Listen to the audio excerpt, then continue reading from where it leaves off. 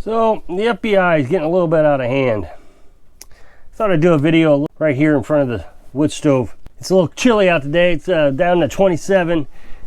All the water's frozen in the chicken coop, so I've been having to carry water back to the routine of wintertime. So I thought I'd sit in front of the fire. It's been a long time since I've done that. Well, obviously, at least a year. I told you a story a while back. Video did pretty good. That the ATF and the State Patrol, I forget what state it was in, but it was in the east state, New Jersey or something like that. I doubt it was New Jersey, but regardless, it was in the eastern state. What happened was a guy bought a bunch of firearms. Triggered a warning in the database of the ATF. And the ATF come out and they asked the guy if he had bought a bunch of firearms. And he said, yeah, of course I did. And they said, well, we want to see them.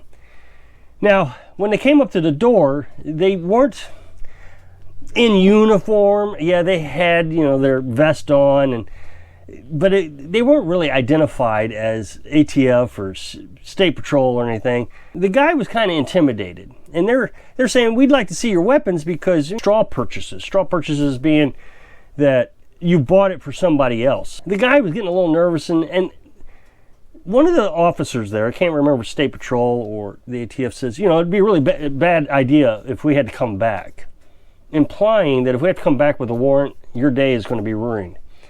So the guy's feeling a lot of stress, a lot of pressure. His neighbors are over there staring at him. The guy said, well, my kid's inside asleep. So, I don't want to wake him up. We just got him to sleep. And he said, oh, no big deal. Just bring the guns out to us. And the guy reluctantly agreed to it. So he brought one of the firearms out, and the ATF agent's checking his paperwork. Yep, that's on there. And he said, okay, thanks, sir. And didn't want to check any of the other firearms, just that one.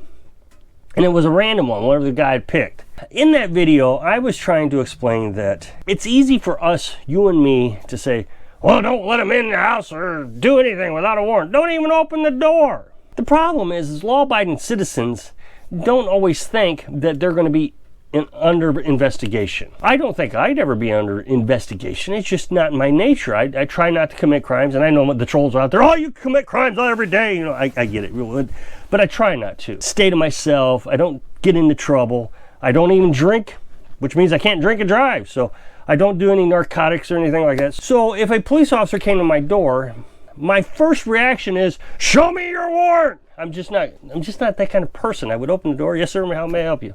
Thinking that maybe I could actually help the officer with something. Maybe there's a missing person in the area, or I've witnessed an accident that they want, whatever. Who knows what they would want?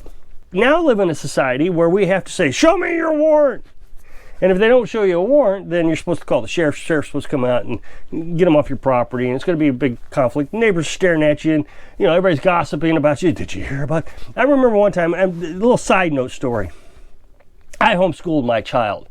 And so I was always trying to be very cautious not to ruffle the neighbors' feathers too much, because all it takes is one phone call and you got Division of Family Services coming out to inspect your progress and how terrible of a parent you are for homeschooling. I'm sure you've heard the horror stories about homeschooling and how people hate it, at least when I was doing it. Well, I had a neighbor who was homeschooling his two kids also. And sure enough, they came out and investigated the family. I know, because I homeschooled, that if nothing happened and they were able to continue to homeschool, that they complied with the law. All the records matched what they were supposed to be doing. I knew this because I homeschooled. I knew what happened. I mean, I could surmise that they didn't do anything wrong. But the gossip in town was terrible for these people. I was at a neighbor's house one time, and he was complaining about that home. Oh, did you hear about those guys? I mean, they got investigated. And I'm like, nothing happened. They're still homeschooling. Obviously, they didn't do anything wrong. So it doesn't take much before all of a sudden you're a criminal in your neighbor's eyes. In a community it's a small knit community. It was 100 people. There was 100 people in that community. I know one time I got pulled over by a police officer. And my wife is just screaming in my ear because I got pulled over and I was speeding. I was doing like 10 miles an hour over the speed limit in a small town. And she's just mad, screaming. And I'm nervous already. And now I'm getting more nervous trying to defend myself. And it's like, oh, you just... So imagine the police come up and say they want to see your firearms. You're like, no, show me your warrant. And your wife's in the background. No, just show him the guns. Get him off the porch. Look at Jenny over there. She's staring at us. These investigators come out to intimidate. They come out to harass. They're not doing anything illegal. They can come up to your porch, they can knock on the door, they can knock on your door without a warrant. But they're trying to get you to give them information so they can take further action against you. I told you a story not too long ago about a family farm that we go to buy chickens. They're not that far from us. Sweet little family farm, just, mother, daughter, husband. I think there's a son involved, but I never met the son. I haven't met the husband either. And it's a really nice setup they got. It's probably 10 acres if I had to guess. And you pull up and you're greeted by the two dogs. They're just beautiful dogs.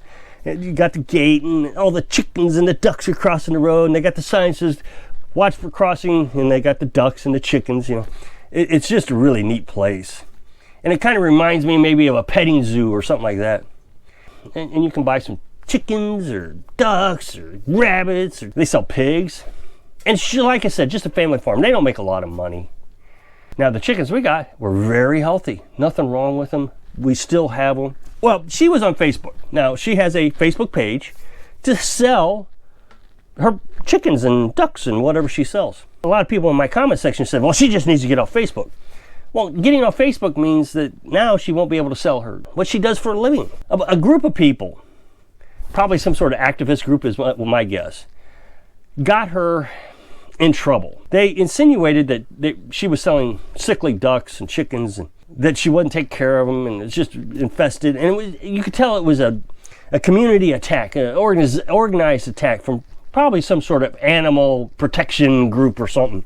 Facebook took her out of a lot of these farming groups. There was enough of stink about this on Facebook that the USDA or the Department of Agriculture has come out and inspected her several times now. Now you would think, okay, that's no big deal. But now, first of all, you got the community. Her whole Facebook community has turned against her. Now she's kind of like not seen in a good light. And now she has to hire lawyers to talk all that legal talk. And now she's out of more money. Remember, she's just a small little, I don't even know if she's a farm, if you would classify her as a farm. It's just a place that sells ducks and chickens. I can't imagine that she'd be able to hang into a fight, a legal battle, for very long. I just can't imagine they have that kind of money. She'd have to sell her farm. And that's the idea. The harassment and the money spent just trying to get you to shut down. It seems like that anytime we get a political party into place, they're bent on trying to get their objective across by just harassing people and banging them down. Remember, the government's got endless resources. We don't. So Carolyn told me about an article that she saw, and I read it, and it really does seem like they're just after everybody. So there was this guy in 1999, I guess he lives in Nevada, I don't know for sure, but I think it seems like logical he lives in Nevada. And he started this webpage about that military base in Nevada that hides aliens, that one? I don't know if I can actually say it without YouTube squashing my video down, so you know what I'm talking about. It was on X-Files all the time. They talked about it all the time. Now imagine that, 1999, in the highlight of the X-Files, 3 years ago? I remember 23 years ago. I was a lot younger, and I would have done things like that, start a webpage to talk about the aliens or, whatever conspiracy theory that I had. And if you're one of these people that believe in that the government is hiding aliens at this military base, it's a lot of fun to speculate and have conspiracy theories. So this guy, he's got his webpage and he posts pictures and comments. I don't even know if he's that active in it anymore. I really couldn't find too much information about it. But he got some sort of word that they didn't like some of the posts that he had made in the webpage. Now imagine this, 23 years ago, he started this thing up and he may not even be active in it anymore. He's like, I check on it maybe once every 2 or 3 months, no big deal, whatever. So he said, well, okay, I'll just take these things down and I don't want to get involved with it. The FBI did a no-knock warrant. So they busted down his door. So this guy must be really dangerous that they have to go in with a no-knock warrant. And they hold his girlfriend at gunpoint. And they tell him, we're going to take all your computers. And now he's out thousands of dollars. He's got to replace the door, fix the things they broke. He's got to replace his equipment. All over a picture is the Department of Justice didn't like. It was an aerial photo of the military base. Now the guy says, and I don't know if this is true, the guy says he hasn't done anything illegal. To me, it seems like, no, he probably didn't do anything illegal. I would imagine that if you can get an aerial footage of anything in the United States, that it really is up for grabs. I mean, there's satellites going over all the time. How do they deal with those things? Hey, let's assume for a minute that he had done something wrong. And they found this aerial footage on his website and in his computer and his hard drives, and he's got copies laying around all over his house. And this is illegal. You're not supposed to have it. Okay, fine. Then he needs to be arrested immediately. He's a criminal. He did something wrong. Let's get him arrested. Let's get him into the court system. Let's get him out on bail. And then he can go through trial and all that stuff. He can explain himself. Maybe when he posted the picture, it wasn't illegal. Maybe it's illegal now. Who knows? But that's not what they did. They came in and they harassed him. They wanted to tell him, you're going to knock this off. We don't like what you're doing. And so they're using these warrants nowadays as intimidation and harassment. They're not using it to find criminals.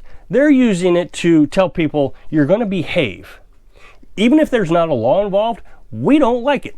Knock it off, or we're just going to come out and harass you, and you're going to have lawyers, and you're going to have to defend yourself. I mean, does this guy really want to defend himself over a website that he had in 1999?